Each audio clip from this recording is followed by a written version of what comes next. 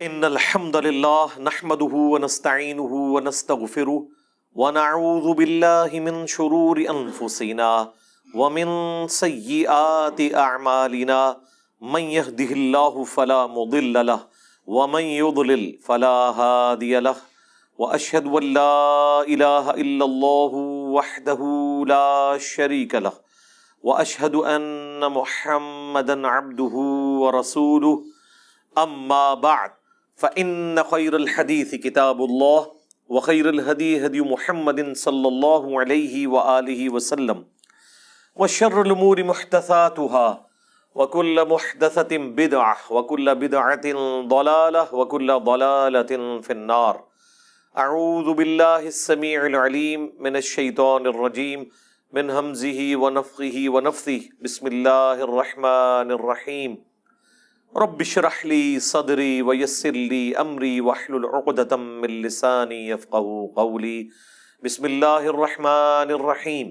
ان الله وملائكته يصلون على النبي يا ايها الذين آمنوا صلوا عليه وسلموا تسليما. اللهم صل على محمد وعلى آل محمد كما صليت على ابراهيم وعلى آل ابراهيم انك حميد مجيد. اللهم بارك على محمد وعلى آل محمد كما باركت على إبراهيم وعلى آل إبراهيم إنك حميد مجيد.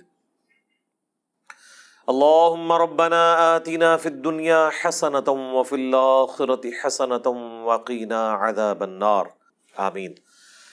الحمدللہ آج 21 اگست 2022 کو سنڈے کے دن بمطابق 22 محرم الحرام 1444 ہجری میں انشاءاللہ تعالی قرآن کلاس نمبر 126 کی اسٹوڈیو ریکارڈنگ ہونے جا رہی ہے. آج انشاءاللہ تعالی ہم سورۃ الاعراف کی آیت نمبر 179 سے سٹارٹ لیں گے.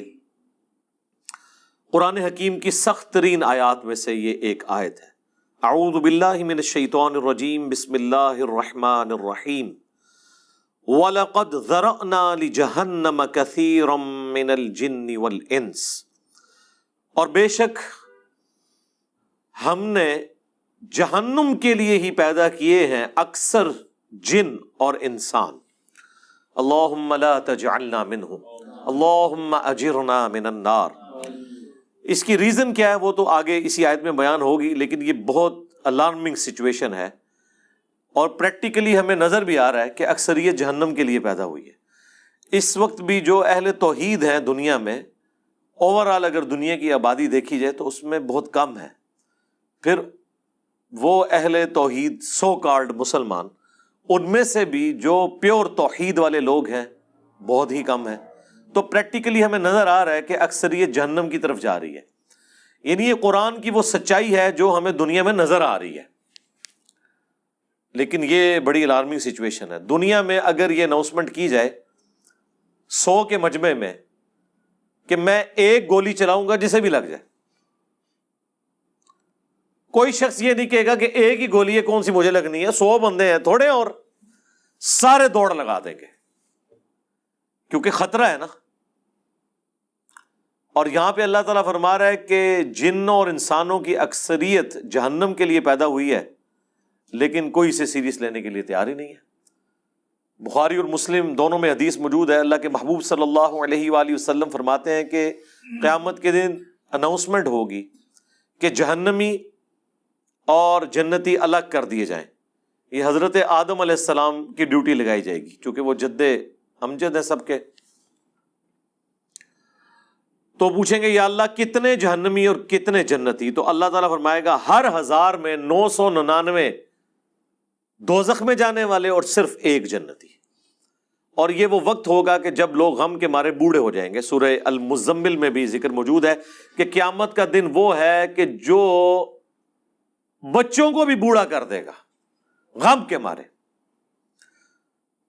حتیٰ کہ سورۃ الحج میں ہے کہ اس دن تم دیکھو گے کہ دودھ پلانے والی اپنے شیرخوار کو بھول جائے گی اور لوگ اس طرح نظر آئیں گے گویا کہ نشے کی حالت میں ہیں. وہ نشے کی حالت میں نہیں ہوں گے بلکہ اللہ کا عذاب بڑا شدید ہوگا. بخاری مسلم دونوں میں حدیث ہے، اللہ کے نبی علیہ السلام حکم فرمایا کرتے تھے کہ تشہد میں 4 چیزوں کے اگینسٹ اللہ کی پناہ طلب کرو۔ اللہم انی اعوذ بک من عذاب جہنم، پہلی چیز جہنم، ومن عذاب القبر، ومن فتنۃ المحیا والممات، ومن شر فتنۃ المسیح الدجال۔ جہنم کے اگینسٹ، قبر کے عذاب کے اگینسٹ، زندگی اور موت کی آزمائشوں کے اگینسٹ، اور دجال کے اس بڑے فتنے کے اگینسٹ اللہ کی پناہ طلب کرو۔ سنن ابی داؤد میں حدیث ہے، جو فجر کی نماز کے بعد اور مغرب کی نماز کے بعد بغیر کسی سے گفتگو کیے ہوئے 7 دفعہ پڑھ لے اللہم اجرنی من النار، یا جمع کے صیغے سے اللہم اجرنا من النار، اے اللہ ہمیں بچا لے جہنم کی آگ سے، تو اللہ تعالیٰ ایسے شخص کو جہنم کی آگ سے محفوظ کرے گا۔ اللہم اجعلنا منہم مع النبیین والصدیقین والشہداء والصالحین، اللہم انا نسألک جنت الفردوس مع النبیین والصدیقین والشہداء والصالحین، آمین۔ تو یہ بڑا سینسٹیو ایشو ہے، تو پارہ نمبر 30 جب آئے گا تو آپ دیکھیں وہ تو سارے کا سارا سینٹرڈ اراؤنڈ قیامت کا دن اور آخرت کی سختیوں کے۔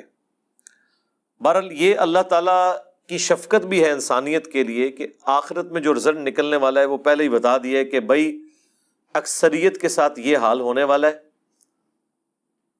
تو اپنا قبلہ درست کر لو۔ اس کا رزلٹ یہ نہیں نکالنا کہ چونکہ اکثریت نے جانا ہے لہذا محنت کرنے کی ضرورت نہیں ہے، ان سے بچنا ہی کوئی نہیں۔ آپ کئی لوگوں کو سنتے ہوں گے وہ کہتے ہیں کہ جی مجھے تو اللہ تعالیٰ نے چھوڑنا ہی نہیں قیامت کے دن، میں کم ہی ایسے پیڑے کیتے نے۔ اس طرح کے جملے کبھی بھی نہیں بولنے چاہیے۔ بخاری اور مسلم دونوں میں حدیث ہے، اللہ کے نبی علیہ السلام نے فرمایا کہ اللہ تعالیٰ فرماتا ہے میں اپنے بندے کے گمان کے قریب ہوں جس طرح میرے بارے میں گمان کرتا ہے۔ یعنی اگر آپ اللہ کے بارے میں اس طرح کا نیگیٹو گمان کریں گے تو اینڈ رزلٹ یہی نکلے گا، اور اگر اللہ کے بارے میں پازیٹیو گمان کریں گے اور اس کے لیے ایفرٹ پٹ کریں گے تو رزلٹ پازیٹیو ہوگا۔ یعنی صرف گمان سے بھی کچھ نہیں اور صرف ایفرٹ پٹ کرنے سے بھی کچھ نہیں ہے، گمان بھی اچھا رکھنا ہے۔ اللہ کی رحمت اللہ سے مانگنی ہے۔ بخاری مسلم دونوں میں حدیث ہے، کوئی شخص محض اپنے اعمال کی بنیاد کے اوپر جنت میں داخل نہیں ہو سکے گا۔ صحابہ نے جرأت کر کے پوچھا، اے اللہ کے نبی کیا آپ بھی؟ ہائے ہائے، اس کائنات میں سب سے بہتر اعمال جس شخصیت کے ہو سکتے ہیں وہ تو رسول اللہ کی ذات ہے صلی اللہ علیہ وآلہ وسلم۔ تو آپ نے اس کو کیسے ارشاد فرمایا؟ آپ نے فرمایا ہاں میں بھی جب تک میرے رب کی رحمت مجھے ڈھانپ نہ لے میں بھی صرف اپنے اعمال کی بنیاد پہ جنت میں داخل نہیں ہو سکتا۔ تو میرے بھائی اگر یہ نبی کا حال ہے، یہ نبی کی سچویشن ہے، یہ نبی کا سٹیٹس ہے، تو بابے شاہی کوئی نہیں۔ اب مجھے بتائیں وہ بابے جو یہ کلیم کرتے ہیں کہ ہم اپنے ساتھ آپ کو بھی لے جائیں گے، کتنے؟ ہاں جتنے آپ جان گے، کوئی کسی کو نہیں لے کے جا سکتا جب تک کہ اس کا اپنا قبلہ درست نہ ہو۔ ہاں اپنا قبلہ درست تھا، تھوڑی بہت کمزوریاں ہوئیں، کوئی رعایتی نمبر چاہیے، کوئی شفاعت چاہیے، اللہ تعالیٰ ڈیوٹی لگا دے گا۔ وہ بخاری مسلم میں حدیث ہے کہ انبیاء بھی سفارش کریں گے، فرشتے بھی کریں گے، اللہ کے نیک بندے بھی کریں گے، اس سے کسی کو انکار نہیں ہے۔ لیکن یہ نہیں ہو سکتا کہ آپ دیدہ دلیری کی زندگی گزاریں اور پھر شفاعت کے امیدوار ہو جائیں، ناٹ ایٹ آل۔ بخاری مسلم دونوں میں حدیث ہے، جب سورہ الشعراء کی یہ آیت نازل ہوئی کہ اے نبی اپنے قریبی رشتہ داروں کو آخرت کا ڈر سنائیں، تو نبی علیہ السلام اپنے رشتہ داروں کے پاس گئے، اپنے چچا کے پاس آئے اور فرمایا اے نبی کے چچا عباس، میرے مال سے جو لینا ہے وہ لے لے، اگر اللہ نے تجھے پکڑ لیا تو میں اللہ کے حضور تیرے کچھ کام نہیں آؤں گا۔ اے نبی کی پھپھی صفیہ، میرے مال سے جو کچھ لینا ہے وہ لے لے، اگر اللہ نے تجھے قیامت کے دن پکڑ لیا میں تیرے کچھ کام نہیں آؤں گا۔ اے نبی کی بیٹی فاطمہ، میرے مال سے جو کچھ لینا ہے وہ لے لے، اگر قیامت کے دن تو پکڑی گئی تو میں تیرے کچھ کام نہیں آؤں گا۔ اگر یہ سیدہ فاطمہ کا سٹیٹس ہے تو باقی تو شاہی کوئی نہیں۔ یہ کہنا کہ جی ہمارا مرید کوئی ہو گیا تو ہم جنت میں اس وقت تک نہیں جائیں گے، ہاں اس کے وائس ورثہ ہو سکتا ہے کہ کوئی شخص یہ کہ میں جہنم میں اس وقت تک نہیں جاؤں گا جب اپنے ساتھ کے کو بھی نہ لے جاؤں، وہ اللہ تعالیٰ یہ خواہش ضرور پوری کرے گا۔ گروہ در گروہ انہیں جہنم میں ہانکا جائے گا اپنے بزرگوں اور فالورز کے ساتھ، وہ تو ٹھیک ہے، وہ تو سورۃ الاعراف میں ہے کہ جب کبھی کوئی امت جہنم میں داخل کی جائے گی وہ اپنے بزرگوں پہ لعنت بھیجے گی اور کہے گی اے اللہ ہمارے بزرگوں کو دگنا عذاب دے کہ جن کی وجہ سے ہم جہنم میں گئے۔ تو اللہ تعالیٰ فرمائے گا کہ سب کے لیے دگنا ہے، تم بھی تو اپنے بعد میں آنے والے لوگوں کے لیے پیشوا بنے تھے نا، یہ جو تمہارے اکابرین تھے تم بھی تو آنے والوں کے اکابرین تھے نا۔ سورۃ الاحزاب میں بھی آیا اے اللہ ہمارے بزرگوں نے، ہمارے بڑوں نے ہمیں گمراہ کر دیا، انہیں دگنا عذاب دے۔ سورہ حامیم سجدہ میں آیا اے اللہ جن اور انسانوں میں سے وہ بزرگ بابے ہمارے حوالے کر جن کے پیچھے لگ کے ہم گمراہ ہوئے، ہم انہیں اپنے پاؤں کے نیچے روندیں گے آج، جس طرح ان کے پاؤں کے تلوے چاٹتے تھے نا دنیا میں، اب ہم انہیں اپنے پاؤں کے نیچے روندیں گے کہ انہوں نے ہماری آخرت برباد کر دی۔ یہ بڑا سینسٹیو ایشو ہے، جب اتنا خطرناک نہیں بلکہ خطرے ناک مسئلہ ہو پھر اس کی سینسیوٹی کے پوائنٹ آف ویو سے اسے اتنے شد و مت کے ساتھ بیان کرنا چاہیے۔ یہ میٹھی میٹھی باتیں کرنے سے آپ کو آخرت کے بارے میں کبھی بھی آئیڈیا نہیں ہوگا کہ انسان کتنے بڑے خطرے سے دوچار ہونے والا ہے۔ یعنی جب اللہ تعالیٰ فرما رہا ہے کہ اس دن خاوند اپنی بیوی کو، بیوی اپنے خاوند کو، بہن بھائی ایک دوسرے کو، ماں باپ اولاد کو، اولاد ماں باپ کو بھول جائے گی، تو مجھے بتائیں اس صورتحال کے اندر کوئی شخص کسی کے جنت کی گارنٹی کیسے لے سکتا ہے؟ اسے تو اپنی فکر لگی ہوئی ہوگی۔ اچھا دوسری طرف یہ دیکھیں کتنے دیدہ دلیر ہیں کہ بخاری مسلم میں حدیث ہے قیامت والے دن ہر نبی کہے گا نفسی نفسی، آج مجھے اپنی جان کی فکر ہے۔ آدم علیہ السلام کی جو غلطی معاف ہو چکی وہ اس کو یاد کریں گے، ابراہیم علیہ السلام اپنی اجتہادی خطا کو یاد کریں گے، موسیٰ علیہ السلام اپنی اجتہادی خطا کو یاد کریں گے۔ ہاں عیسیٰ ابن مریم کہیں گے کہ تم محمد رسول اللہ کے پاس جاؤ، اللہ تعالیٰ نے ان کی اگلی اور پچھلی ساری اجتہادی غلطیاں جو گناہ نہیں تھے وہ معاف فرما دیے، اور نبی علیہ السلام کے ہاتھوں پہ شفاعت کا دروازہ کھلے گا۔ آپ کے علاوہ، آپ کے سوا تمام پیغمبر نفسی نفسی کر رہے ہوں گے، تو اس صورتحال میں یہ کہنا کہ میرا بابا مجھے بچا کے نکال لے گا، تو تیرا بابا بڑا ہے یا اللہ کا پیغمبر بڑا ہے؟ سوچنے والی بات ہے، کتنی بڑی یہ توہین کر رہے ہیں، کتنی بڑی توہین کر رہے ہیں پیغمبروں کی۔ یہ اپنے بابوں کو پیغمبروں سے بڑا سمجھتے ہیں۔ انبیاء تو کریں کہ یا اللہ ہمیں اپنی جان کی فکر ہے، اور بابے کہیں کہ میں نے اس وقت تک جنت میں نہیں داخل ہونا جب تک کہ اپنے سارے مرید نہ لے جاؤں۔ یہ کہیں عقل میں بیٹھتی ہے؟ اسی لیے یہ بالکل ٹھیک کہتے ہیں کہ قرآن و حدیث ڈائریکٹ نہیں پڑھنا، گمراہ ہو جاؤ گے، کیونکہ جس سے وہ ہدایت بنائے بیٹھے ہیں وہ تو ہے گمراہی، اور جو اصل ہدایت ہے اس کو وہ گمراہی کہتے ہیں۔ یعنی جب وہ آپ کو کہہ رہے ہیں نا گمراہ ہو جاؤ گے، مطلب آپ ہدایت پہ آ جاؤ گے، کیونکہ گیئر ان کا الٹا لگا ہوا ہے نا۔ سورۃ الاعراف میں آیا کہ جو حق سے اناد کرتے ہیں نا ان کی یہ حالت ہو جاتی ہے کہ جب وہ گمراہی کا راستہ دیکھتے ہیں اسے اڈاپٹ کر لیتے ہیں، اور جب ہدایت کا راستہ دیکھتے ہیں اس سے روگردانی کرتے ہیں، کیونکہ وہ اسے سمجھ رہے ہوتے ہیں کہ یہ گمراہی کا راستہ ہے۔ جو اللہ تعالیٰ نے فرمایا کہ شیطان نے ان کے برے اعمال ان کی نظروں میں سنوار دیے۔ سورۃ الکہف میں آیا نا اینڈ پہ جا کے کہ ان کی ساری ایفرٹ دنیا کے لیے ہے، اور یہ سمجھ رہے ہیں ہم بڑا اچھا کام کر رہے ہیں۔ قیامت کے دن ان کے لیے میزان عمل بھی قائم نہیں کی جائے گی۔ جو بڑے مجرم ہیں نا ان کو تو کہا جائے گا تہاڈا تے حساب کرنے دی بھی ضرورت نہیں، ایڈا کام پایا تسی۔ وہ اللہ تعالیٰ نے فرمایا ہے ان کے لیے میزان عدل بھی قائم نہیں کی جائے گی، سیدھے اسٹریٹ جان گے، سنا ٹاپ و ٹاپ۔ اتنا سینسٹیو ایشو ہے۔ تو یہ پوری صورتحال میں اسی لیے آپ دیکھیں قرآن کا جو مرکزی ٹاپک ہے وہ انذار ہے، انذار، ڈر سنانا۔ وَأُوحِيَ إِلَيَّ هَذَا الْقُرْآنُ لِأُنذِرَكُم بِهِ وَمَن بَلَغَ، اے نبی تم فرما دو کہ مجھے قرآن اللہ نے اس لیے وحی کیا کہ تاکہ میں تمہیں ڈر سنا دوں، اور جس تک یہ کتاب پہنچ جائے وہ بھی اس کتاب کے ذریعے ڈر سنائے۔ اور یہاں پہ ہمارے ایک مولانا صاحب کہتے ہیں کہ جی اس طرح کے واعظین جو ہیں وہ انہوں نے لوگوں سے ان کا رب چھین لیا ہے۔ اوے اس طرح کا رب جو انہوں نے بنایا ہے وہ رب ان سے چھینے، انہیں اس رب کا تعارف کروائیں کہ جس رب کا تعارف اس شخصیت نے کروایا جس کی قبر مدینے میں ہے صلی اللہ علیہ وآلہ وسلم۔ امام غزالی نے احیاء العلوم میں مکاشفۃ القلوب کیمیائے سعادت کے اندر یہاں تک لکھا ہے کہ ایسے علماء واجب القتل ہیں جو رحمت کی آیات پڑھ پڑھ کے لوگوں کو اللہ تعالی سے بے خوف کر رہے ہیں۔ کیا وہ ہمیں یہ بتانا چاہتے ہیں کہ قرآن کی دھمکیاں جھوٹ ہیں؟ کیا وہ ہمیں یہ بتانا چاہتے ہیں کہ انبیاء جو قبر و آخرت کا ڈر سنا کے گئے، عذابات بتا کے گئے، وہ ہم سے ٹھٹا اور مذاق کرتے رہے ہیں، اور خدا کا تعارف وہ ہے جو یہ ہمیں کروائیں گے؟ او جی کوئی ماں اپنے بچے کو جہنم میں پھینک سکتی ہے تو اللہ کیسے پھینکے گا؟ ہائے ہائے ہائے ہائے ہائے، God is all living. Christians بھی یہی کہتے ہیں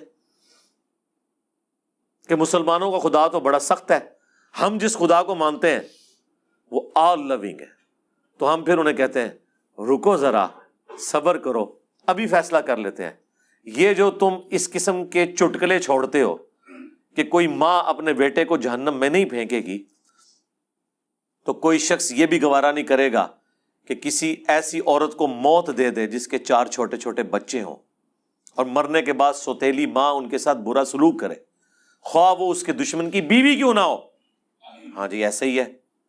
تو پھر اللہ تعالی روزانہ ایسی ہزاروں ماؤں کو موت کیوں دے دیتا ہے جن کے چھوٹے چھوٹے بچے ہوتے ہیں؟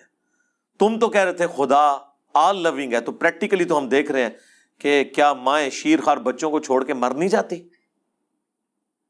تمہاری ڈاکٹرن میں تو کبھی کسی ایسی عورت کو موت نہیں آنی چاہیے اللہ کی طرف سے، کیوں آتی ہے؟ اس کا جواب ان کے پاس کوئی نہیں سوائے اس کے کہ خدا کی مرضی ہے، اس کے کوئی احساسات نہیں ہے۔ یہ جذبات سے پسیج جانا یہ ہم لوگوں کے ایشوز ہیں، یہ انسانوں کے ساتھ جڑی ہوئی چیزیں ہیں۔ اللہ تو بے نیاز ہے۔ سعد ابن ابی وقاص جب پرشین امپائر سے فائنل جنگ کے لیے جا رہے تھے قادسیہ کے لیے، تو حضرت عمر نے پیچھے سے ایک خط روانہ کیا تھا، اس میں لکھا تھا سعد تم اللہ کے نبی کے ماموں ہو، لیکن یاد رکھنا اللہ کا کوئی رشتہ دار نہیں ہے، ذرا سی ہینکی پھینکی کی نا تو اللہ نے معاف نہیں کرنا۔ نبی کے ساتھ تم ماموں کا رشتہ رکھ سکتے ہو، سگے ماموں نہیں تھے، وہ ننیال خاندان سے تھے، اللہ کا کوئی رشتہ دار نہیں۔ اللہ کا تو رشتہ دار پیغمبر بھی نہیں ہے، وہ تو اپنے پیغمبر کی زبان سے کہلوا رہا ہے ہمیں سمجھانے کے لیے 3 دفعہ۔ اللہ اکبر۔ سورۃ الانعام، سورہ یونس، سورہ الزمر، قل انی اخاف ان عصیت ربی عذاب یوم عظیم۔ اے نبی تم فرما دو کہ بالفرض اگر میں بھی اپنے رب کی نافرمانی کروں تو میں خود اس بات سے ڈرتا ہوں کہ بڑے دن کا عذاب مجھے بھی آ پکڑے گا۔ میرے بھائی یہ کون بات کر رہا ہے؟ اللہ کے نبی، اور کون کہلوا رہا ہے؟ اللہ۔ تو جب نبی کے جیسا ہے ہی کوئی نہیں تو تہاڈے بابے تے شاہ ہی کوئی نہیں جن کے اوپر تم نے اتنا تکیہ کیا ہوا ہے۔ کیا کبھی آپ نے حضرت ابوبکر، عمر، عثمان و علی سے سنا کہ جو ہمارا مرید ہو جائے ہم اس وقت تک جنت میں نہیں جائیں گے جب تک کہ اسے جنت میں لے نہ جائیں؟ نہیں، حالانکہ وہ خود کنفرم جنتی تھے، آخری وقت تک ڈرتے رہے۔ جامعہ ترمذی میں حدیث ہے، حضرت عثمان غنی جب بھی قبرستان جاتے تو بہت روتے تھے۔ لوگوں نے پوچھا کیوں؟ فرمایا اس لیے کہ خود میں اللہ کے نبی سے سن چکا ہوں کہ آخرت کی منزلوں میں سے پہلی منزل قبر ہے، جس کی یہ منزل صحیح نکلی اس کی اگلی آسان ہو جائیں گی، اور جو ادھر پھنس گیا اس کی اگلی منازل مشکل در مشکل در مشکل ہو جائیں گی۔ اسی کو پنجابی میں ہم کہتے ہیں نا کہ عقل نہ ہوئے تے موجیں ہی موجاں، عقل ہوئے تے سوچیں ہی سوچاں۔ یعنی جو عقل نہ رکھے، سوچے نہ، اپنے دماغ کو استعمال نہ کرے تو موج مارے، اسے کیا پتا اس کے ساتھ کیا ہونے والا ہے۔ لیکن جسے عقل ہوگی وہ ہر وقت سوچے گا کہ یار میرے ساتھ بننا کیا ہے۔ یہ وہ چیز تھی جو صحابہ کو، اہل بیت کو، صحیح العقیدہ، تابعین، تبع تابعین کو ہمیشہ گاڈ اورینٹڈ رکھتی تھی۔ وہ کبھی بھی آخرت کے عذاب سے بے فکر نہیں ہوتے تھے۔ آپ قرآن دیکھ لیں، اچھا عام بندے سے پوچھیں نا قرآن، وہ جی قرآن تے رحمت ہی رحمت ہے جی اللہ دی، پڑھا ہے ہی کدے؟ کوئی پتہ نہیں۔ پڑھا ہوتا تو تجھے پتا ہوتا کہ رحمت کس کے لیے ہے۔ اللہ تعالیٰ نے کبھی بھی توبہ اور رحمت کا ایبسولوٹ وعدہ کسی کے ساتھ نہیں کیا، سوائے اس کے کہ جو اپنی اصلاح کر کے درست روش اختیار کر لے۔ دیکھیں نا سورہ النحل کے اینڈ پہ جا کے کتنی سخت آیات ہیں۔ اس کے بعد بھی اگر کسی کو نہیں سمجھ آتی تو ٹھیک ہے، اس کی بدقسمتی ہے۔ ہم تو قرآن سے احادیث سے حوالے دے کے سمجھا ہی سکتے ہیں نا جی، زبردستی تو نہیں کر سکتے۔ اللہ تعالیٰ فرماتا ہے ثم ان ربک للذین عملوا السوء بجہالہ، سورہ النحل آیت نمبر 119۔ اس کے بعد تیرا رب ایسے لوگوں کے حق میں جو برے اعمال کر لیں جہالت کی بنا پر، ثم تابوا، پھر توبہ کر لیں، یعنی اللہ کی طرف پلٹ آئیں، من بعد ذالک، اس گناہ کے کرنے کے بعد، وَأَصْلَحُوا، اور اپنی اصلاح بھی کر لیں، إِنَّ رَبَّكَ مِن بَعْدِهَا، تو بے شک تیرا رب یہ کچھ کرنے کے بعد لغفور رحیم، ضرور بخشنے والا مہربان ہے۔ یعنی بخشنے والا مہربان کس صورت میں ہے؟ جب کوئی شخص توبہ کرے، توبہ کرنے کے بعد اپنی اصلاح کر لے تو اللہ تعالیٰ معاف کرے گا۔ لیکن آپ کو ہمیشہ آدھی پکچر بتائی جاتی ہے۔ اسی طریقے سے سورۃ الحجر میں ایک بڑی ڈسائسو آیت ہے۔ دیکھیں جی قرآن، پھر ہم اسی لیے تو کہتے ہیں نا کہ پھر قرآن کا خدا جو ہے پھر کوئی اور ہے، نعوذ باللہ من ذالک۔ یعنی ان لوگوں نے جو اللہ تعالیٰ کا ایک تعارف کروایا نا ایک بوڑھی نانی اماں کا، اور جی 70 ماؤں سے زیادہ، ہاں جی ابو جہل نال بھی، ہاں جس نے سیدنا یاسر اور سمیہ کو ظالمانہ طور پہ قتل کر دیا، اس سے بھی 70 ماؤں سے زیادہ۔ کن کہانیوں میں پھر رہے ہیں؟ اللہ تعالیٰ اپنے جذبات سے نہیں پسیجتا، نہ اس کے ہمارے طرح کے جذبات یا احساسات ہیں۔ اللہ تعالیٰ اپنے نیک بندوں کے حق میں محبت فرمانے والا ہے۔ باغیوں کے لیے صرف اس کی رحمت اتنی ہے کہ وہ ڈھیل دے دیتا ہے کہ میری طرف پلٹ آؤ، لیکن جب وہ پکڑ لے گا نا پھر زمین و آسمان کی ساری مخلوقات مل کے چھڑا نہیں سکتی کسی کو۔ یہ بالکل بات واضح ہے۔ تو یہ سورۃ الحجر کی آیت نمبر ہے 50۔ نبئ عبادی انی انا الغفور الرحیم، اے میرے نبی خبر دے دو میرے بندوں کو کہ بے شک میں ضرور بخشنے والا مہربان ہوں، وَأَنَّ عَذَابِي، اور یہ بھی خبر ساتھ سنا دو کہ میرا جو عذاب ہے هو العذاب العلیم، وہ بہت ہی دردناک عذاب ہے۔ آدھی پکچر نہیں پیش کرنی، پوری، اور وہ جو پوری پکچر ہے نا وہ بھی بیلنس نہیں اسے کر رہی، وہ اس کے حق میں ہے جو اللہ کی طرف رجوع لاتا ہے۔ باغیوں کے لیے کچھ نہیں ہے میرے بھائی۔ اور جی بخاری مسلم میں حدیث ہے، اللہ تعالیٰ نے مخلوقات کی پیدائش سے پہلے عرش پہ اپنے پاس ایک عبارت لکھ لی تھی کہ میری رحمت میرے غضب پر بھاری ہوگی۔ جی بالکل لکھی ہوئی ہے۔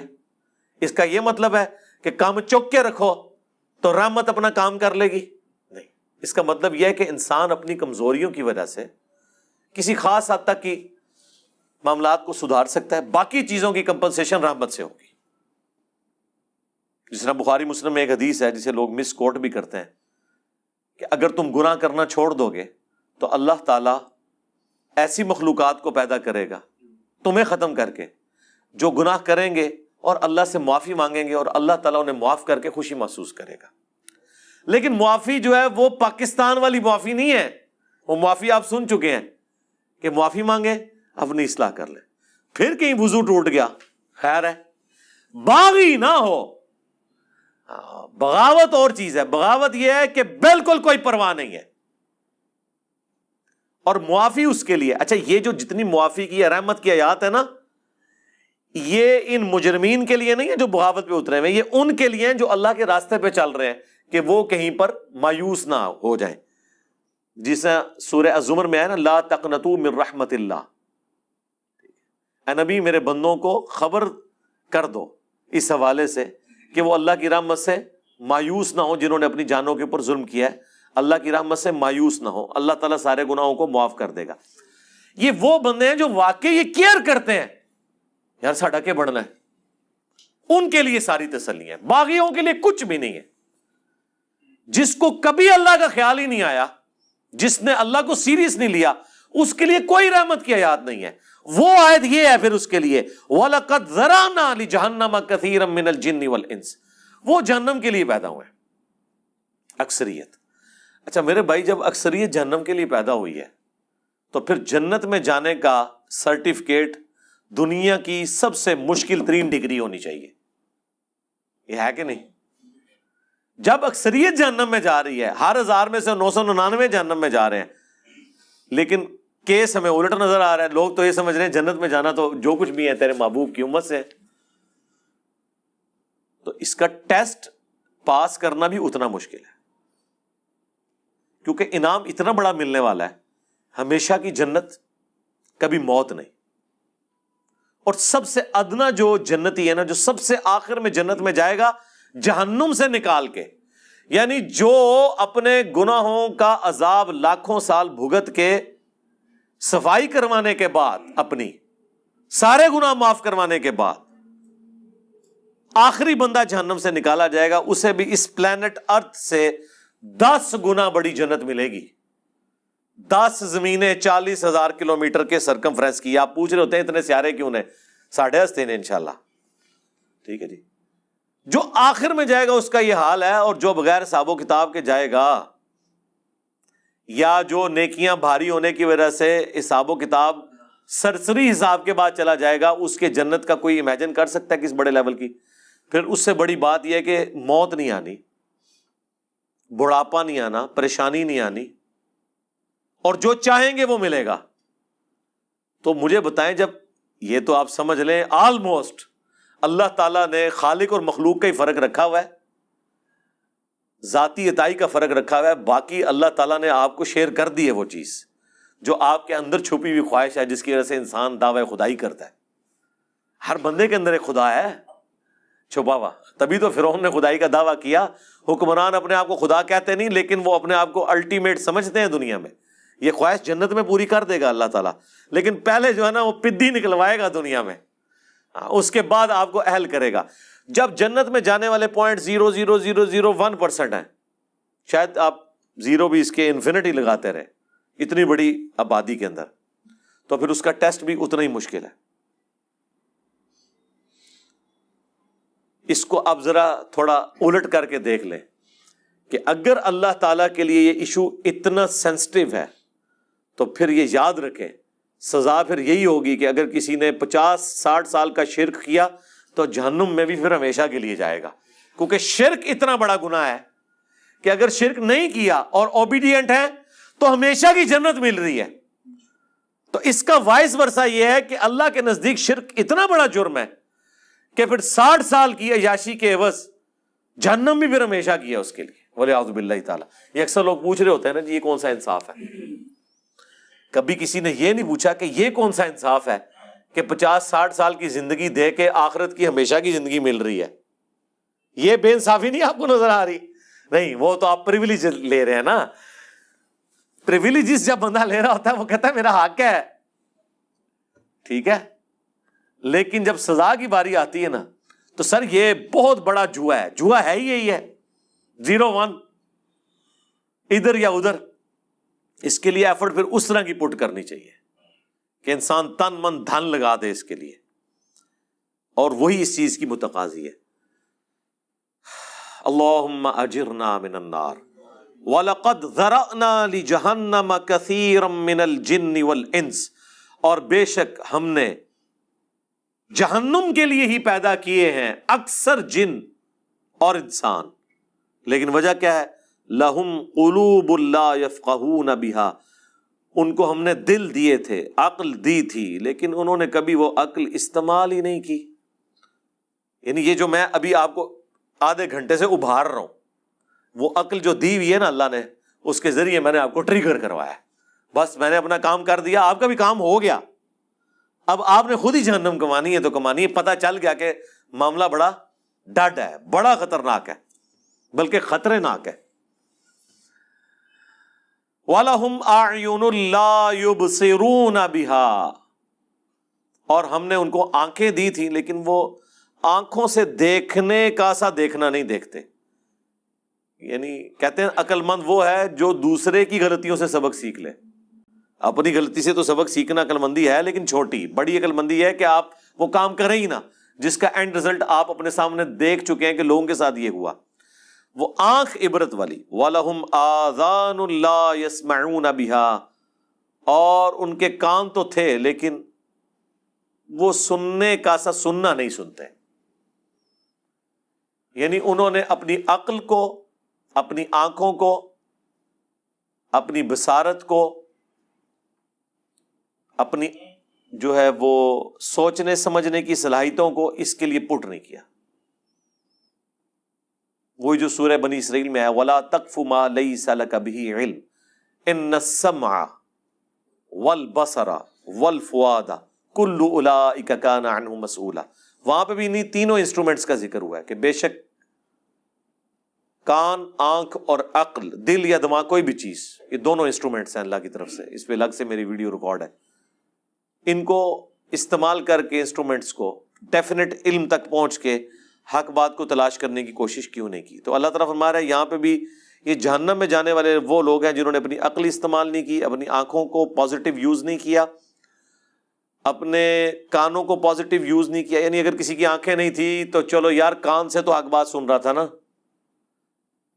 وہ جس کی عقل نہیں ہے اس سے تو اللہ تعالیٰ نے اٹھا لیا سب کچھ. بخاری میں حدیث ہے نا، تعلیقاً مولا علی کا قول ہے، پوری سند جو ہے مسند احمد میں، سنن ابن ماجہ کے اندر موجود ہے کہ 3 لوگوں سے اللہ تعالیٰ نے قلم اٹھا لیا ہے، سویا ہوا شخص، مجنون، پاگل اور نابالغ. تو جس کی عقل نہیں ہے اس سے تو اٹھا ہوا ہے ٹیسٹ.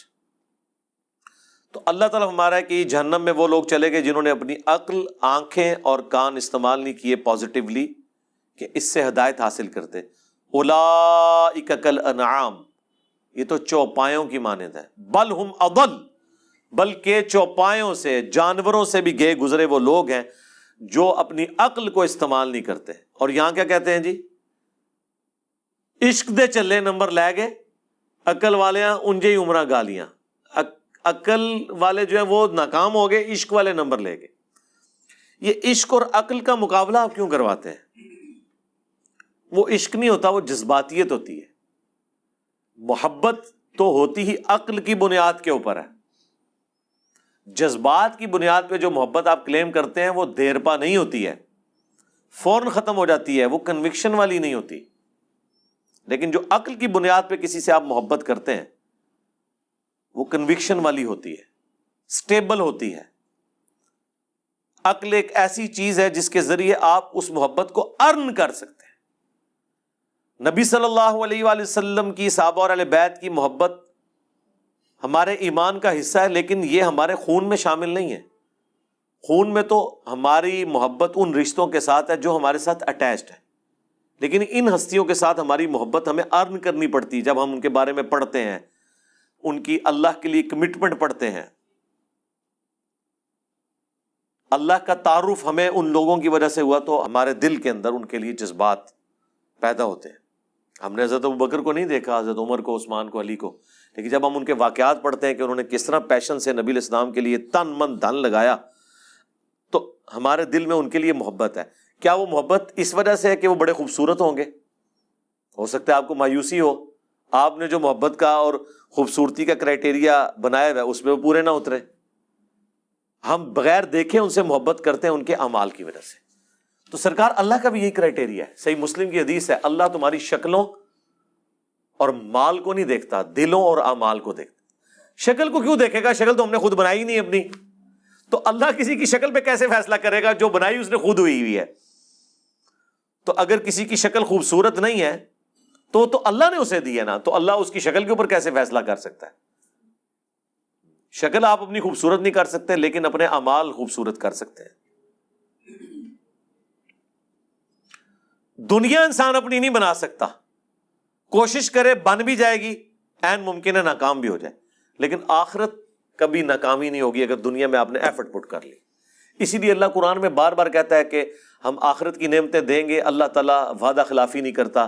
اللہ نے جو وعدے کیے اپنے پیغمبروں کے تھرو، اللہ اس کی خلاف ورزی نہیں کرے گا. یہ بات اللہ کو بار بار کیوں قرآن میں کہنی پڑتی ہے؟ اس لیے کہ انسان کو بعض اوقات یہ خیال آتا ہے کہ دنیا میں بڑی محنت کی تھی، اینڈ رزلٹ یہ نکلا کہ سارے کاروبار فلاپ ہو گیا. اتنی محنت سے ڈگری حاصل کی تھی، نوکری نہیں ملی. تو کہیں یہ نہ ہو کہ دنیا میں بھی نمازیں پڑھتے رہے اور اینڈ پہ ادھر کی شاشی تو ختم کی, اگے سے بھی نہ جان نہیں رہے. ہاں لیکن ایسا نہیں, آخرت کا رزلٹ ہمیشہ پازیٹیو ہی نکلنا ہے. آخرت میں آپ پہ تقدیر کبھی غالب نہیں آنی. وہ دنیا میں تقدیر کی اس لیے غالب آتی ہے کہ اللہ نے کسی کو دے کے آزمانا ہے, کسی سے لے کے آزمانا ہے. وہ اللہ کی طرف سے ہوتا ہے, جو مولا علی کا قول ہے کہ میں نے اپنے ارادوں کے ٹوٹنے سے اللہ کو پہچانا ہے. وہ قرآن میں حکم ہے اللہ تعالیٰ کی طرف سے, وَلَنَبْلُوَنَّكُمْ بِشَيْءٍ مِّنَ الْخَوْفِ وَالْجُوعِ وَنَقْصٍ مِّنَ الْأَمْوَالِ وَالْأَنفُسِ وَالثَّمَرَاتِ, ضرور آزمائیں گے بھوک سے, خوف سے, جان اور مال میں نقص کے ذریعے. تو دنیا میں ایسا کرنا یہ اللہ کے پلان کا حصہ ہے کہ محنت کرو گے, اینڈ پہ جا کے زیرو ہو جاؤ گے, 99 پہ سانپ کاٹ جائے گا, لیکن پھر دوبارہ اٹھو گے. نہ بھی اٹھے, اس کے پیرلل آخرت کی تیاری کرتے رہے, وہاں 99 پہ سانپ نہیں کاٹے گا, ناٹ ایٹ آل. وہ اللہ تعالیٰ نے کہا آخرت میں یہ نہیں ہوگا کہ دنیا میں کسی نے محنت کی اور رزلٹ اپوزٹ نکلا ہے, ایسا نہیں ہوگا. ہاں یہ کہ غلط ڈائریکشن میں اگر کی, عاملۃ ناصبہ, عمل کر کر کے تھک جانے والے, عقیدے میں شرک ہے, پیغمبروں کی جو ڈیمانڈ ہے اپنے امتیوں سے کہ اللہ تعالیٰ تمہیں اس طرح کا انسان دیکھنا چاہتا ہے, وہ آپ پوری نہ کریں اور آپ اپنے من کے پھیرتے رہیں, لمبے بال رکھ کے, پگڑیاں باندھ کے آپ یہ سمجھ رہے ہیں کہ بس ہم جنتی ہو گئے ہیں. ٹھیک ہے, تو اس کے ذریعے تو میرے بھائی جنت نہیں ملنے والی. یہاں تو گیٹ اپ کے فتنے کے اوپر ہی سارے کا سارا معاملہ چل رہا ہوتا ہے. آپ, میں کہتا ہوں کسی سکھ کو بھی نہ وہی گیٹ اپ پہنا دینا جو ایک مسلمانوں کے علماء کا ہے, لوگ ہاتھ چومنا شروع کر دیں گے. بتائیں نا ان کو, تو آپ دیکھیں وہی کچھ ہوگا. یہاں تو یہ سب کچھ چل رہا ہے. تو اللہ تعالیٰ ہمارا ہے کہ ایسے لوگ جانوروں سے بھی بدتر ہیں جو اپنے انسٹرومنٹس جو ہم نے ان کو دیے تھے انہیں یوز کر کے حق بات تک نہیں پہنچتے. یہ وجہ تھی ان کی جہنم میں جانے کی. اولئک ھم الغافلون, یہی وہ لوگ ہیں جو اصل میں غافل ہیں, غفلت میں پڑے ہوئے ہیں. یعنی لوگ تو کہتے ہیں نا بڑا فلاں دنیا میں ہوشیار ہے, اللہ فرما رہا ہے سب سے بڑا بے وقوف ہی وہ ہے جس کو اپنی آخرت کی فکر نہیں ہے. یہاں پہ جو بندہ بالکل ایماندار ہو, سیدھا ہو نا, اس کے ماں باپ کو بچپن سے اس کی فکر لگ جاتی ہے تو میرا منڈا بالکل سیدھا ہے جی, پتہ نہیں تھا کیا بننا ہے. اور جو 1 نمبر کا 2 نمبری ہو, 10 نمبری ہو, چلاک ہوشیار اس طرح کا ہو کہ لوگوں کو دھوکہ دیتا ہو, تو لوگ کہتے ہیں جناب یہ میرا بچہ ہے, ایک کامدہ بچہ نکلا ہے میرا. یہ کرائٹیریا ہے لوگوں کا. تو عقل مند وہ ہے جو آخرت بنا لے, دنیا پہ کمپرومائز کر لے ایک خاص لیول تک. یہ نہیں ہے کہ بھوکے مر جائیں گے آپ, ایسا نہیں ہے.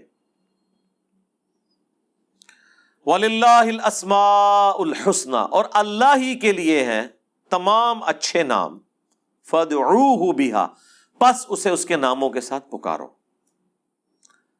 اب یہ جتنے بھی اچھے نام جو قرآن و سنت میں رپورٹ ہوئے یا اگلی الہامی کتابوں میں رپورٹ ہوئے, اللہ تعالیٰ اس چیز کو پسند فرماتا ہے کہ ان کے ناموں کے ذریعے اللہ کی طرف متوجہ ہوں.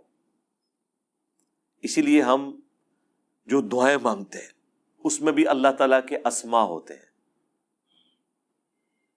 بسم اللہ الذی لا یضر مع اسمہ شیء فی الارض ولا فی السماء وہو السمیع العلیم. تو دیکھیں اللہ تعالیٰ کے ناموں کے ذریعے پکار ہے. یا حی یا قیوم برحمتک استغیث اصلح لی شأنی کلہ ولا تکلنی الی نفسی طرفۃ عین. اللہ کے ناموں کے ذریعے اس کی طرف متوجہ ہو رہے ہیں. ہر کام کے آغاز میں آپ کو سکھا دیا گیا بسم اللہ الرحمن الرحیم, تو اللہ کو یہ پسند ہے. اور یہ جو صحیح وسیلے ہیں ان میں سے ایک ہے کہ اللہ کے ناموں کے ذریعے آپ اس کی طرف متوجہ ہو. اسماء اعظم, سورۃ الاخلاص اسماء اعظم ہے. آیت الکرسی, سورۃ الحشر کی آخری 3 آیات. پھر احادیث میں بھی آئے ہیں, سنن ابی داؤد میں حدیث, ترمذی میں, کہ جو شخص ان کلمات کے ساتھ متوجہ ہوتا ہے, اللہم انی اسألک بانک انت اللہ لا الہ الا انت الاحد الصمد الذی لم یلد ولم یولد ولم یکن لہ کفوا احد, تو اللہ تعالیٰ اس کو واپس نہیں کرتا. ترمذی میں آیا لا الہ الا انت سبحانک انی کنت من الظالمین، اللہ واپس نہیں کرتا۔ بخاری مسلم میں آیا لا حول ولا قوت الا باللہ، اللہ کے جنت کے خزانوں میں سے ایک خزانہ ہے۔ تو یہ اسماء الحسنہ جو ہیں اللہ تعالیٰ کے نام، اس کے صفاتی نام، وہ نہیں ہے جو آپ کو صوفیاء بتا رہے ہوتے ہیں کہ اتنے ہزار دفعہ یہ نام کی تسبیح کھینچ لیں، وہ نہیں، وہ ایک دفعہ ہی بہت ہے میرے بھائی، یہ ایک ہی دوائی کام کر دیتی ہے۔ زیادہ زیادہ 3 دفعہ دعائیں آئی ہوئی ہیں، 7 دفعہ آئی ہوئی ہیں، 10 دفعہ آئی ہیں، اس سے زیادہ نہیں، سوائے تسبیحات کے جو 33 دفعہ ہیں یا 100 دفعہ ہیں۔ دعائیں تو آپ کو آیت الکرسی ایک ہی دفعہ پڑھنی ہے فرض نماز کے بعد۔ ابو داؤد میں حدیث ہے ایک دفعہ پڑھ لو صبح کے وقت، لا الہ الا اللہ وحدہ لا شریک لہ لہ الملک ولہ الحمد وہو علی کل شیء قدیر، شام تک اللہ کے قلعے میں ہو، اللہ کی طرف سے شیاطین کے اگینسٹ قلعے میں ہو، شام کو پڑھ لو صبح تک قلعے میں۔ ابو داؤد ترمذی میں ہے کہ جو شخص صبح اور شام 3 دفعہ آخری 3 سورتیں پڑھ لیتا ہے، ہر چیز سے اسے کفایت کر جائے گی۔ بخاری مسلم میں حدیث ہے جو رات کو سونے سے پہلے سورۃ البقرہ کی آخری 2 آیات ایک دفعہ بس پڑھ لے، جو کچھ مانگا مل جائے گا اور ہر چیز سے اسے کافی ہو جائے گی۔ مسلم شریف میں حدیث ہے کہ سبحان اللہ والحمد للہ ولا الہ الا اللہ واللہ اکبر پڑھنا، رسول اللہ فرماتے ہیں مجھے ہر اس چیز سے بڑھ کر محبوب ہے جس پہ سورج طلوع ہوتا ہے، دنیا اور دنیا کی ہر چیز سے بڑھ کر یہ پسندیدہ ترین کلمات ہیں جو ہم فرض نماز کے بعد بھی پڑھتے ہیں۔ تو یہ اللہ تعالیٰ کے کلمات ہیں، ان کے ذریعے اللہ کی طرف متوجہ ہوں، اللہ تعالیٰ دعا قبول کرتے ہیں۔ وہ ترمذی میں حدیث ہے ایک شخص آیا، اس نے نماز پڑھی، پھر تیزی سے دعا شروع کر دی، آپ نے فرمایا سائل نے جلدی کی۔ ایک دوسرا شخص آیا، اس نے پہلے اللہ کی حمد بیان کی، پھر دروشی پڑھا، پھر دعا مانگی، فرمایا سل تعطا، سل تعطا، مانگ تجھے دیا جائے گا، مانگ تجھے دیا جائے گا۔ اور نماز میں بھی پروٹوکول آپ دیکھیں کیا ہے، پہلے اللہ کی حمد بیان ہوتی ہے، التحیات للہ والصلوات والطیبات، پھر درود شریف، اور اینڈ پہ جا کے دعائیں آتی ہیں۔ دعا کا پروٹوکول ہے اللہ کی تعریف اور اس کے بعد درود شریف اور پھر دعا، اس کے بغیر دعا قبول نہیں ہوتی۔ اور جس نے تیزی سے دعا کی تھی نا، ترمذی میں حدیث ہے، پھر حضور نے اسے بلایا اور سمجھایا کہ پہلے اللہ کی حمد بیان کرو، پھر مجھ پر درود شریف پڑھو، پھر اللہ کی طرف متوجہ ہو، اللہ دعا قبول کرے گا۔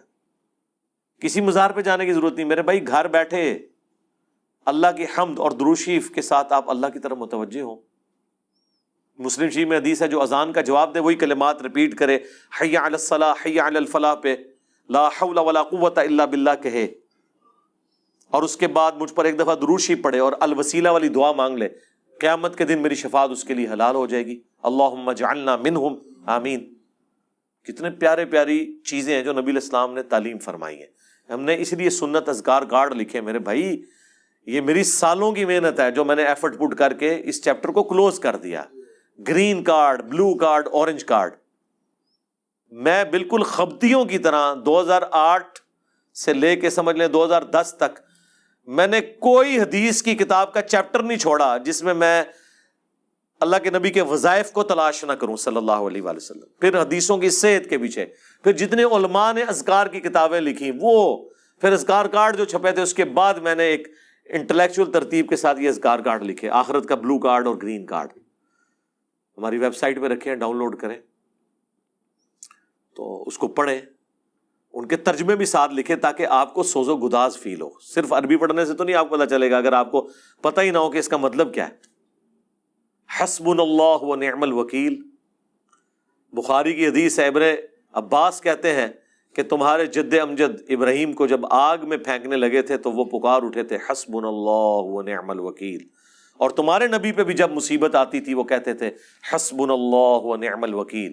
اور اس کا ذکر تو قرآن میں ہے سورہ آل عمران کے اندر کہ جب اہل ایمان کو خبر پہنچی کہ کافر ان کے خلاف سازشیں کر رہے ہیں تو اہل ایمان پکار اٹھے حسبنا اللہ و نعم الوکیل، ہم نے اللہ ہی پر بھروسہ کیا، وہی بہتر کارساز ہے۔ اب یہ جب آپ کا کنسیپٹ ہوگا تو یہ اللہ کے صفاتی ناموں کے ساتھ آپ متوجہ ہو رہے ہیں۔ باقی تو اللہ کے کلمات تو ختم ہی نہیں ہونے، سورہ لقمان میں، سورہ بنی اسرائیل، سورۃ الکہف میں اللہ تعالیٰ کیا فرما رہا ہے کہ اگر زمین سارے کے سارے درخت جو ہیں کلمے بن جائیں اور سمندر سیاہی بن جائیں اور 7 سمندر اور بھی ساتھ مل جائیں، اللہ کے کلمات نہیں ختم ہوں گے۔ سبحان اللہ وبحمدہ عدد خلقہ ورضا نفسہ وزنۃ عرشہ ومداد کلماتہ۔ بخاری میں حدیث ہے اللہ تعالیٰ کے 99 نام ہیں، جو ان کو لے لے گا تو اس پہ جنت واجب ہو جائے گی۔ لینے سے مراد یہ نہیں ہے کہ وہ ان کی صرف تسبیح کھینچتا رہے گا، مراد یہ کہ وہ اللہ تعالیٰ کو سیریس لے گا، ٹھیک ہے۔ اور لوگ وہ خالی نام پڑھ رہے ہوتے ہیں، کہتے ہیں بس جنت ہوگی، نماز پڑھنے کی لوڑ ہی کوئی نہیں۔ بھائی اگر یہ سنن نسائی الکبریٰ میں حدیث ہے نا کہ جو آیت الکرسی فرض نماز کے فوراً بعد پڑھتا ہے مرتے ہی جنت میں داخل ہوگا، جنت اور اس کے درمیان صرف موت کا وقفہ ہے، تو اس کے لیے نماز بھی پڑھنی پڑے گی، صرف آیت الکرسی پڑھنے سے کچھ نہیں ہونا۔ تو یہ اللہ تعالیٰ ہمارا تمام اچھے نام اللہ کے لیے، ان کو اس کے ناموں کے ساتھ پکارو۔ وَذَرُوا الَّذِينَ يُلْحِدُونَ فِي أَسْمَائِهِ، اور چھوڑ دو جو کج روی کرتے ہیں اللہ کے ناموں کے ساتھ۔ اب یہ مشرکین عرب جو ہیں رحمان نام سے بڑا چڑھتے تھے، تو پھر اللہ نے سورہ بنی اسرائیل میں کہا کہ اللہ کو چاہے اللہ کہہ کر پکارو چاہے رحمان کہہ کر، تمام اچھے نام اس کے ہیں۔ اسی لیے دیکھیں اللہ نے رحمان، اللہ کو اپنا ذاتی نام تو اللہ کا ایک ہی ہے اللہ، یہ بھی 2 الفاظ کا مجموعہ ہے، الالہ، دی الہ۔ مدینہ کوئی بھی شہر، المدینہ مدینہ المنورہ، الہ معبود جھوٹا ہے سچا کوئی بھی، الالہ ایک ہی معبود ہے سچا۔ یہ الالہ، الالہن تن الالہ، یہ بن گیا اللہ، یہ اللہ کا ذاتی نام ہے۔ اگر اس کے لیول پہ اس کے بعد دوسرے نمبر پہ جو نام اللہ کو پسند ہے نا وہ ایک ہی ہے، الرحمن۔ باقی سارے نام جو ہے نا وہ اس سے نیچے ہیں۔ اسی لیے مسلم شریف میں حدیث ہے اللہ کو 2 نام بڑے پسند ہیں، عبداللہ اور عبد الرحمن۔ یہ بڑا سینسٹیو مسئلہ تھا مشرکین عرب کے لیے رحمان۔ قرآن میں آپ کو بار بار یہ چیز ایمفسائز ہوگی، اللہ تعالیٰ بعض اوقات صرف رحمان کو لے کے چل رہے نام کو، قل ان کان للرحمن ولد فانا اول العابدین۔ اے نبی تم فرماؤ اگر رحمان کا کوئی بیٹا ہوتا تو میں اسے پوج رہا ہوتا۔ اس طرح اللہ تعالیٰ اپنا کسی اور نام کو ذکر نہیں کرتا، یا اللہ کا نام آتا ہے قل هو اللہ احد، اے نبی تم عرض کرو اللہ کے حضور اور ان کو فرما دو کہ بے شک اللہ ایک ہے۔ تو اللہ اور الرحمن یہ 2 اللہ کے فیورٹ نام ہیں، اسی لیے اللہ نے دیکھیں بسم اللہ میں رکھ دیا اسے، بسم اللہ الرحمن الرحیم۔ سورہ فاتحہ الحمدللہ رب العالمین الرحمن الرحیم، یہ ایک یونیک نام ہے اللہ تعالیٰ کا۔ تو جو کجروی اختیار کرتے ہیں ان کو ان کے حال پہ چھوڑ دو، سَيُجْزَوْنَ مَا كَانُوا يَعْمَلُونَ، ان قریب ان کے برے اعمال کی سزا ان کو دے دی جائے گی۔ وَمِمَّنْ خَلَقْنَا أُمَّةٌ يَهْدُونَ بِالْحَقِّ وَبِهِ يَعْدِلُونَ، اور انہی میں سے جو ایسے ہیں جو ہم نے پیدا کی ہے ایسی امت جو راہ دکھاتی ہے حق کے ساتھ اور حق کے ساتھ عدل و انصاف پر قائم ہے۔ یعنی کون؟ اہل حق، اہل ایمان، مسلمان۔ جہاں کوئی اللہ کے ساتھ شرک کر رہے ہیں نا تو اللہ نے اپنے وہ بندے بھی پیدا کیے ہیں کہ جو توحید بھی اسی طرح بیان کر رہے ہیں۔ بلکہ میرا تو یار یہ دعویٰ ہے، شرک اتنے شد و مد کے ساتھ لوگوں نے نہیں کیا جتنا لوگوں نے توحید شد و مد سے بیان کی ہے۔ تو اللہ تعالیٰ ایسے بندوں پر فخر کرتا ہے جو اس کی توحید کو بلند کرتے ہیں۔ سبحان ربک رب العزت عما یصفون۔ دیکھیں نا سورہ الصافات میں اللہ نے ایک ایک نبی کا ذکر کیا ہے۔ یار اللہ کو جو بندے پسند ہیں نا وہ اس کے پیغمبر ہیں، حقیقت بات ہے۔ اس لیے میں اکثر کہتا ہوں کہ اگر اس کائنات کی سب سے بڑی کوئی دعا ہے نا تو یہ ہے کہ یا اللہ پیغمبر بنا دے، لیکن یہ دعا حرام ہے کیونکہ پیغمبر کا عہدہ وہبی ہے، کسبی نہیں ہے۔ وہبی ہے یعنی گاڈ گفٹڈ، کسبی یعنی ایفرٹ پٹ کر کے نہیں آپ حاصل کر سکتے۔ اگر اس کائنات کی کوئی سب سے بڑی دعا ہے نا تو یہی ہے کہ اللہ پیغمبر بنا دے، تو یہ تو پاسبل نہیں۔ تو اس کے بعد دوسری دعا یہ ہے کہ ہمیں قیامت میں اور جنت میں انبیاء کا پڑوس نصیب فرما، آمین۔ اس سے بڑی کوئی دعا ہو ہی نہیں سکتی۔ تو اللہ کو اپنے پیغمبر اتنے پسند ہیں، اللہ تعالیٰ اتنی تعریف کر رہا ہے ابراہیم کی کہ اللہ تعالیٰ کے لیے بس ابراہیم ہی ہے انسانیت میں، اس طرح ذکر ہے۔ اللہ تعالیٰ کیا فرماتا ہے؟ ابراہیم جس نے ہم سے وفا کی، سورہ النجم میں۔ سورۃ البقرہ میں اللہ تعالیٰ فرماتا ہے جب جب آزمایا ابراہیم کو اس کے رب نے، تب تب وہ کامیاب ہوا۔ پھر سورہ الصافات میں تو بڑی قربانی کا ذکر ہے کہ بیٹے کی قربانی مانگ لی۔ پھر اللہ نے کہا کہ سلام علی ابراہیم، سلامتی ہو ابراہیم کے اوپر۔ یوں ہی ہم جزا دیا کرتے ہیں اپنے نیکوکار بندوں کو۔ ہم نے اس کی قربانی کو انسانیت میں ہمیشہ کے لیے زندہ کر دیا۔ آج امت محمدیہ ہے لیکن قربانی کو کہتی ہے سنت ابراہیمی، حج کو کہتی ہے سنت ابراہیمی، اسلام کو کہتی ہے دین ابراہیمی، ملت ابیکم ابراہیم ہوا سماکم المسلمین من قبل وفی ھذا۔ یار چھوڑ دے سب سے بڑی بات رسول اللہ، قل اننی ہدانی ربی الی صراط مستقیم، اے نبی تم فرماؤ مجھے تو میرے رب نے سیدھا راستہ دکھا دیا، دینا قیما ملت ابراہیم حنیفا، دین جو کہ قائم ہے ابراہیم کی ملت پہ جو سب سے ٹوٹ کر ایک اللہ کے ہو گئے تھے، وما کان من المشرکین، وہ مشرک نہیں تھے۔ پھر سورہ نحل میں اللہ نے فرمایا ابراہیم اکیلے پوری امت ہے، اکیلا پوری امت، یعنی کوانٹٹی کوئی اللہ کے نزدیک اہم نہیں، کوالٹی۔ بندہ کہتا ہے کہ پتہ نہیں ابراہیم نے کتنے 90 لاکھ کلمہ پڑھایا ہوئے گا، ہاں آیا نا داڑ تلے، دسو 90 بھی بندے نہ پورے کر سکتے۔ قرآن میں آیا ایک لوط ایمان لایا ابراہیم پہ، یا چند ان کے گھر والے جو بیوی بچے تھے، دیٹس آل۔ 10 کی گنتی بھی پوری نہیں ہوتی، اس لیے اللہ نے کہا ابراہیم پوری امت ہے۔ اللہ کے نزدیک ابراہیم علیہ السلام کی کتنی اہمیت ہے۔ تو سورہ الصافات میں اللہ نے ابراہیم کی قربانیوں کا ذکر کیا، نوح علیہ السلام کی کہا سلام علی نوح فی العالمین، ٹھیک ہے۔ موسیٰ اور ہارون کا ذکر کیا، سلام علی موسیٰ و ہارون، ٹھیک ہے۔ اور پھر اللہ تعالیٰ نے اینڈ پہ جا کے کنکلوڈ کیا سورہ الصافات میں تمام انبیاء پہ الگ الگ ذکر کر کے ان پہ سلامتیاں بھیج کے اینڈ پہ اللہ نے کہا سبحان ربک رب العزت عما یصفون، تیرا رب پاک ہے ہر اس شرک کی برائی سے جو لوگ اس کی طرف منسوب کرتے ہیں۔ کسی کو یہ ٹینشن نہ ہو جائے کہ اگر اللہ کے ساتھ کوئی شرک کرتا ہے یا اللہ کے لیے برے نام رکھتا ہے یا مخلوقات میں سے کسی کو اللہ کے برابر ٹھہراتا ہے تو اللہ کو کوئی ٹینشن ہو گئی ہے، نو، سبحان ربک رب العزہ، بے شک تیرا رب جو عزت والا ہے، پاک ہے، بلند ہے اس شرک سے جو لوگ اس کی طرف منسوب کرتے ہیں۔ وَسَلَامٌ عَلَى الْمُرْسَلِينَ، اس کے اندر پتہ کیا درد ہے؟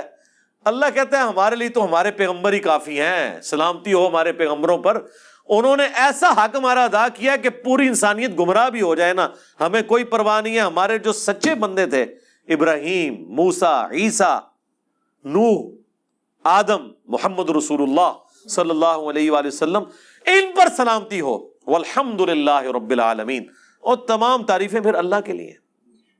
اس لیے میں نے درود شریف پہ جو لیکچر دیا تھا نا، اس میں بھی میں نے کہا تھا کہ سب سے بیسٹ درود وہ قرآن کے اندر آ گیا، سبحان ربک رب العزت عما یصفون وسلام علی المرسلین والحمد للہ رب العالمین۔ آپ کو مزے کی بات بتاؤں، یہ جو حدیث ہے نا بخاری مسلم کی کہ نبی علیہ السلام فرض نماز کے بعد پڑھتے تھے لا الہ الا اللہ وحدہ لا شریک لہ لہ الملک ولہ الحمد وہو علی کل شیء قدیر اللہم لا مانع لما اعطیت ولا معطی لما منعت ولا ينفع ذا الجد منک الجد۔ بخاری مسلم میں تو اتنی یہ دعا آتی ہے جو حضرت معاویہ نے خط لکھا تھا تو مغیرہ ابن شعبہ نے یہ وظیفہ بتایا تھا ان کو کہ اللہ کے نبی فرض کی نماز کے بعد یہ پڑھا کرتے تھے۔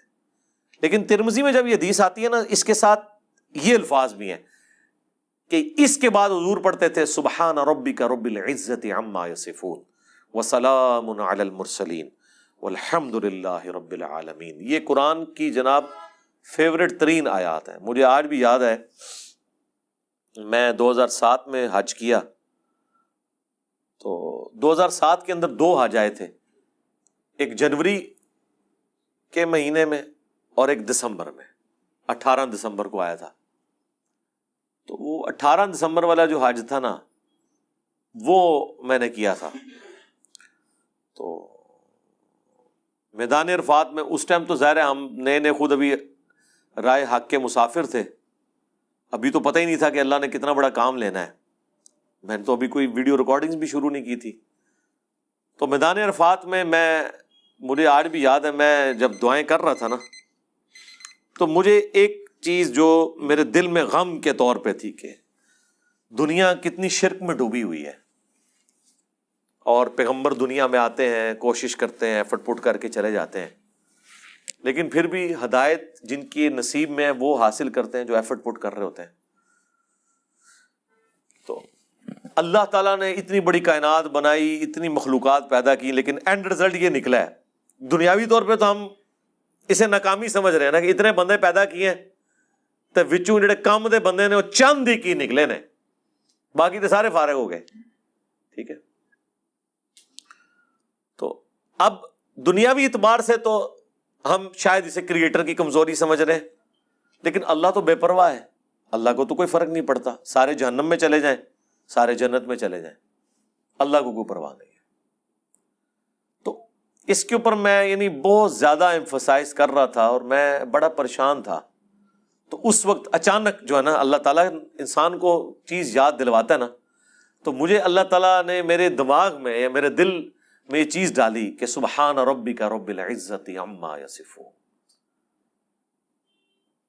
تمہارا رب پاک ہے جو عزت والا ہے ہر اس شخص کی برائی سے جو اس کے ساتھ شرک کو منسوب کرتا ہے۔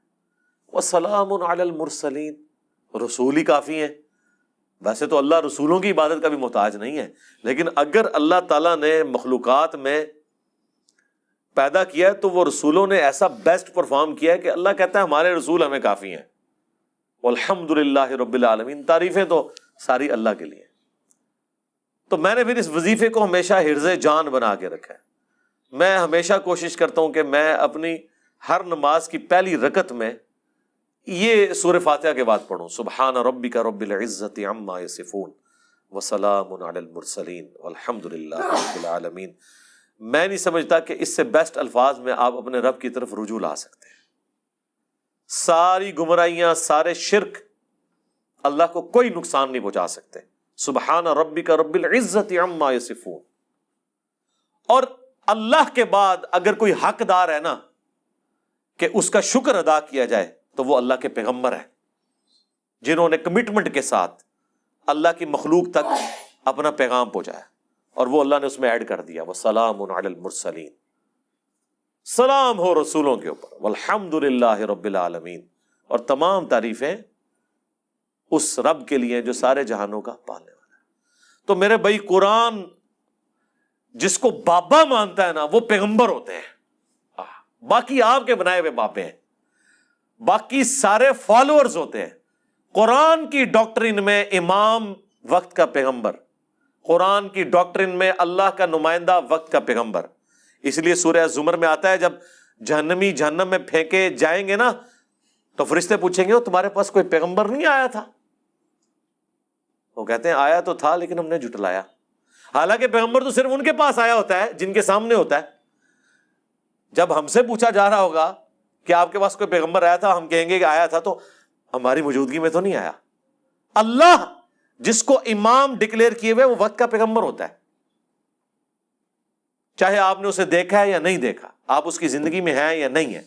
آپ کے لیے جس کو اللہ نے پیغمبر بنایا ہے نا، اللہ نے آپ کو اس کے ریفرنس سے، اور یہی قرآن میں ہے کہ ہر شخص کو اس کے امام کے ساتھ اٹھایا جائے گا۔